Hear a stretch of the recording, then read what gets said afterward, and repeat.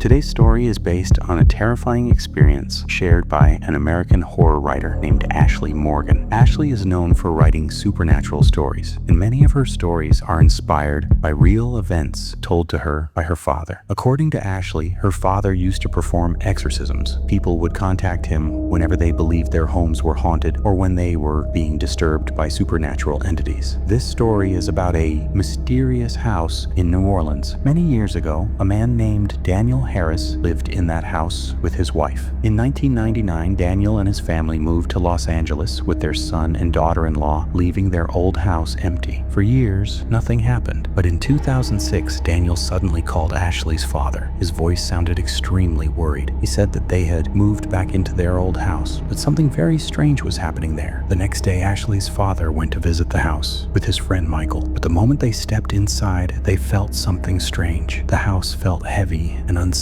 Ashley's father even started hearing strange sounds, like a woman crying and a child laughing somewhere inside the house. Soon he developed a severe headache. When they sat down, Daniel began explaining everything that had been happening. Food in the house would mysteriously disappear. Photo frames would suddenly fall from the walls. Sometimes carpets would even catch fire for no reason. Because of these strange events, many workers who came to the house became scared and quit their jobs. But the most disturbing incident happened to Daniel's wife. One day, she entered her bedroom and saw a young woman standing in front of her dressing table, applying her lipstick. Terrified, she asked, "Who are you?" The girl looked at her and replied, "You never get ready for your husband, so let me do it." And then she suddenly disappeared. Another day, she opened the storage room and saw a different woman staring at her angrily. When she ran back to the bedroom, the wooden table in the room had been broken in half. Daniel also shared another strange experience. One night, he saw a small child sitting beside his bed. The child smiled and asked, "Can I polish your shoes?" Then the child grabbed his shoes and ran away laughing. A week later, Daniel found those same shoes in the basement. Things became so frightening that the family started leaving food on the table for the spirits, hoping they would stop disturbing them. That night, something very strange happened. The food placed for the spirits stayed untouched, but the food on Daniel's plate disappeared extremely quickly, as if someone invisible was sitting beside him and eating. Daniel begged Ashley's father for help. At that moment, Daniel's son, Adam, was visiting with his 2-year-old son, Ethan. Ashley's father asked everyone to sit in the living room. He closed his eyes and began reciting prayers. After a few minutes, he said he could feel 30 to 40 spirits inside the room. It seemed like an entire family of spirits was living in that house. When he tried to communicate with them, the spirits said they had once lived in a village in Texas, but over time they moved to different places and eventually settled in this house, which they now considered their home. They also said they liked Daniel's grandson Ethan because their own child had died long ago, and Ethan reminded them of him. Ashley's father warned them to leave the house, but suddenly his nose started bleeding and his health became very weak. For the next month, he remained seriously ill, but he still visited the house several times trying to remove the spirits. However, there were simply too many of them. Eventually, the spirits made a promise. They would stay in the house, but they would stop harming Daniel and his family. And strangely, after that, the violent disturbances stopped. But according to Ashley's father, that family of spirits still lives in that house, even today.